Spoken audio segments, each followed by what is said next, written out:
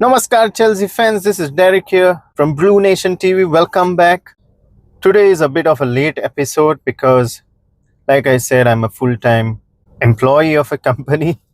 Not like Enzo Marasca, but so I had a review today. I was hoping that review would be by this time and I would finish the video then after, but it took me, I said it pretty much in the office, but nothing happened. So they told me I have to wait. So if I do any more delay, then the video will never come up. So I thought, let me sit here and just do the video, just finish the video, just talk to you Chelsea fans and see what we have in store. Yes, Chelsea transfer news, and the first signing of XABI Alonso era. Marco Palestra is the first signing of the XABI Alonso era at Chelsea, and the Italian defender has explained why the Blues manager had such an important part to play in his decision to move to Stamford Bridge. I mean, I'm glad that people are willing to sign for Chelsea because of XABI Alonso. It's not... thank God that Liam Rosinio is no more. There wouldn't be any single signings who would walk through the door at Chelsea if there was Liam Rosinio. I think the players need to see someone there who they could look up to, admire them. They feel pretty confident of who they are working with. In XABI Alonso, they see a leader, a person who is won, unlike Liam Rosinio. He didn't have anything to show up. If you ask me, do you wanted him to be successful? Yes, I did. But not at Chelsea, maybe somewhere else. In my previous video, I said Chelsea was too early for him. Strasbourg was a good place for him to grow up, be patient, wait there, grow along with the team. The people liked him there. It was a good thing for a British coach. I would want British coach to be successful. Just like yesterday's game with England and Congo. Congo gave them a good fight, really good fight. I think it was about at 85th minute or 86th minute where Harry Kane smashed that ball right in the goal.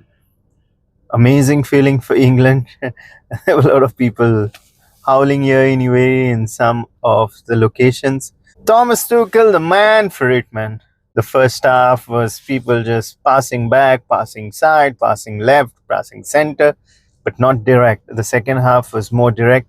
And every time Harry Kane does get the ball straight, you know he's going to convert it. Amazing striker, what an ability.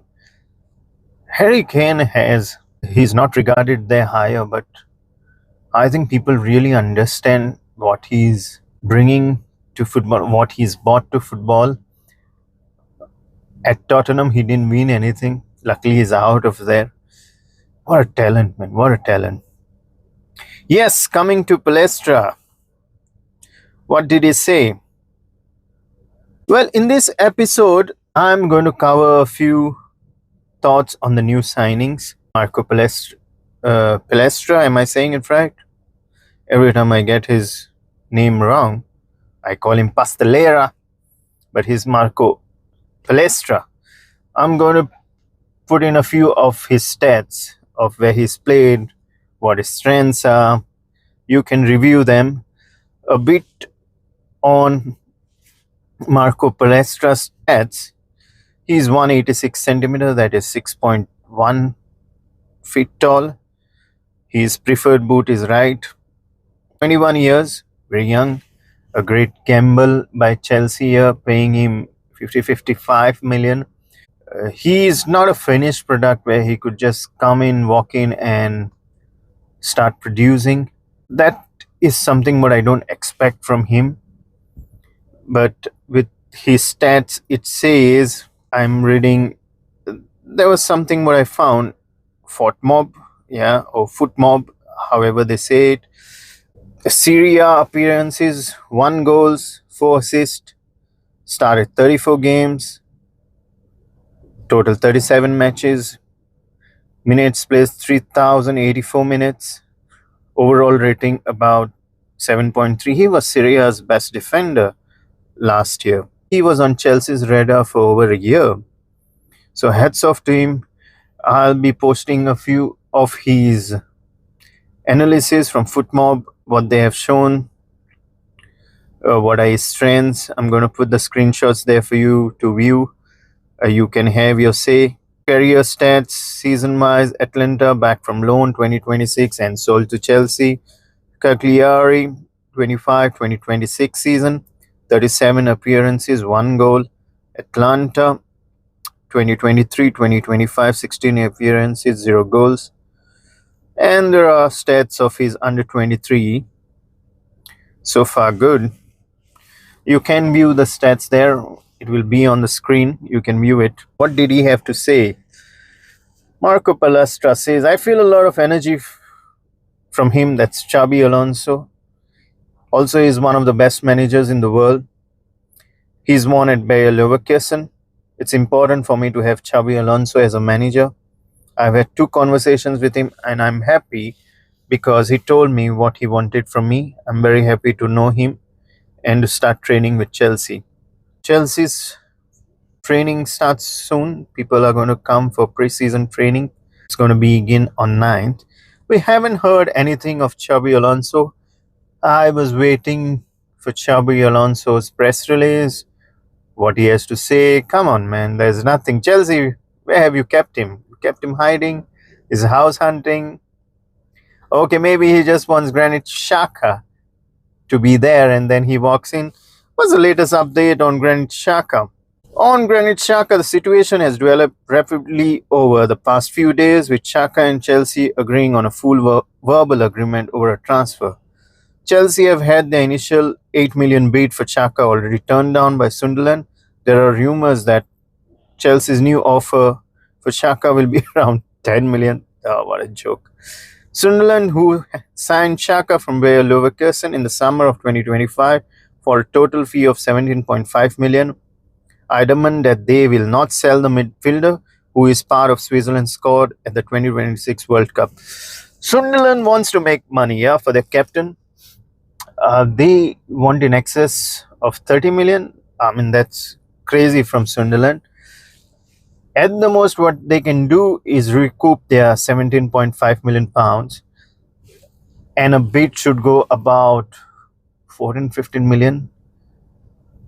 But that's even too much for Xhaka. I mean, no doubt he's a good player, but I don't see Chelsea agreeing to anything between 12 to 13 million. That's the range what I believe Chelsea could go on for. And maybe XABI Alonso will come right after this deal takes place. Who knows? He started the job yesterday. That was first.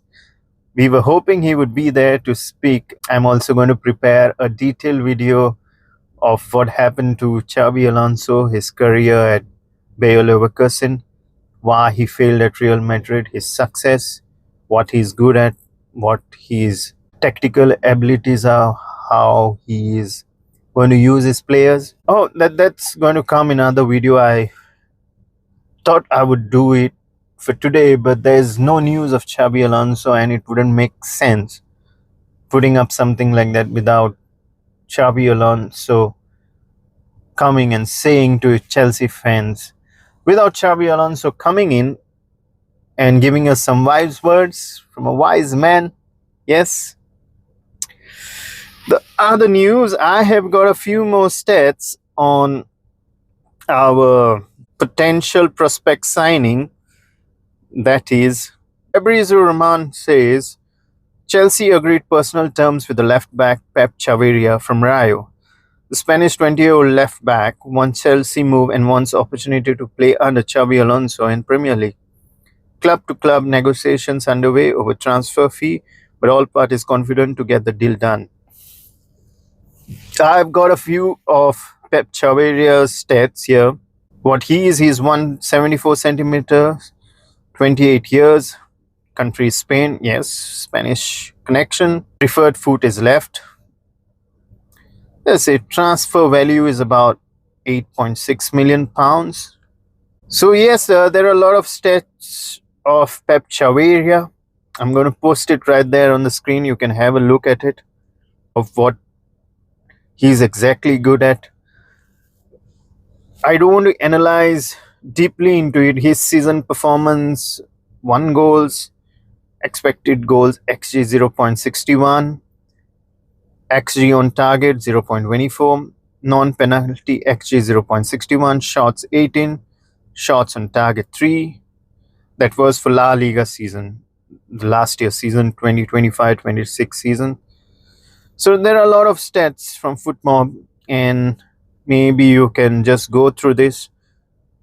He has been roughly about 4 years with Rayo Vallecano. Is that how you say it? Rayo Vallecano. His appearances stats: 2025-2026 season 44, 2024-25 36 appearances, 2023-2024 26 seasons, 2022-2023 season 19 appearances. So yes, he's made a pretty good progress. I think this guy has worked a lot hard. Sometimes we require these signings who are different, who are not much in the limelight. Clear example is Azpilicueta for Chelsea, who didn't have much hype, right? He came in, did his performance consistently. He was a captain for Chelsea, put in a lot of hard work, and kept grinding day in, day out. Even if people didn't see him as a leader, he had the quality of consistency. He was there. That's what people saw in him. Somebody coming, doing his work, the dedication, hard work all the time, never lacking something. So automatically people see you as a leader when you do things consistently. I admire Cesar Azpilicueta. Oh man, what a guy. Beautiful guy. He's won a lot of trophies at Chelsea. Beautiful. Yes, those are the stats. What's happening in the transfer market yet? Okay, about Malo Gusto situation. Malo Gusto has given the green light to joining Manchester City this summer. Enzo Maresca is pushing for reunion with Chelsea right back after their time together at Stamford Bridge. But City must now reach an agreement with Chelsea to complete the deal.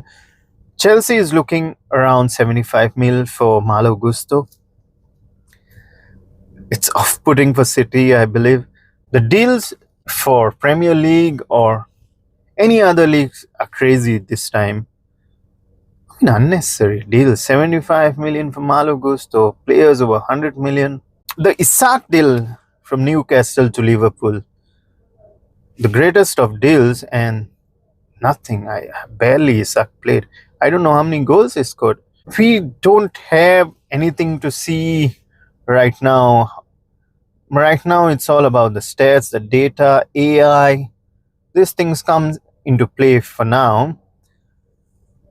And Chelsea is very much into it. They want to see data. They want to see how things are, how the player is been over the season, how is his growth.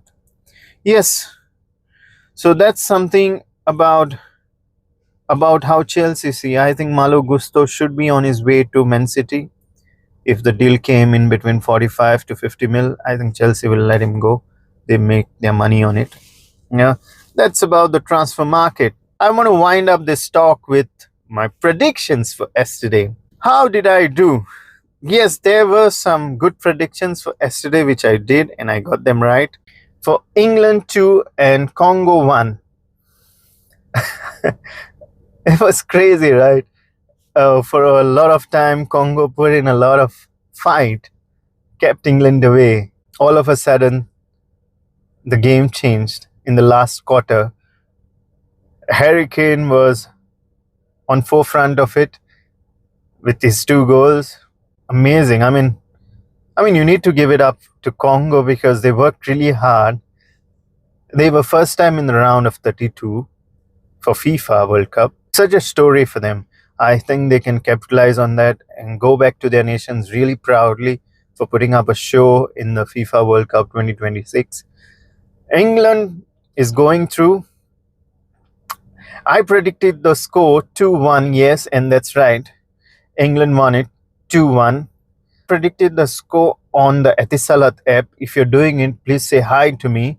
Give a shout out to me, and if you got this thing right. The second game, what I predicted was for United States and Bosnia. I predicted a score of United States 2 and Bosnia 1, and the score ended at 2-0. For a while, I predicted the score right, and at the last minute, just before the game, I changed the score to Bosnia 1, thinking that they are going to score. They have a record of scoring goal, at least a one. But I think with the crowd support at United States for USA men's team, I think Bosnia didn't have a chance there. Good game. USA is through. I think they have to be there, nah? Otherwise, what sense does it make to host the World Cup at USA and USA not being there? Mexico should be there. It's a good thing. Otherwise, you won't have a crowd there. There was another game. This was one crazy game. Belgium versus Senegal. I expected Belgium to win comfortably by 2-0. It wasn't that. Senegal was leading up to the 80th minute, I believe. Lukaku scores, and then the game just turns. They end up winning 3-2. Belgium, come on. Senegal have given Belgium run for their money. Yes, surprising results there. We have seen a lot of surprises, and luckily this wasn't a surprise that Senegal throwing out Belgium. Man, this would have been crazy. So those were my predictions. Thank you so much. Dev bore karu tumka. Keep watching my channel. Like, subscribe, share it with your friend. This would benefit me a lot. This would help me grow out my channel. More beautiful content coming up shortly. Like I've spoken, you'll get a detailed overview of XABI Alonso in my next episode. Yes, thank you. Dev bore karu again. See you soon tomorrow.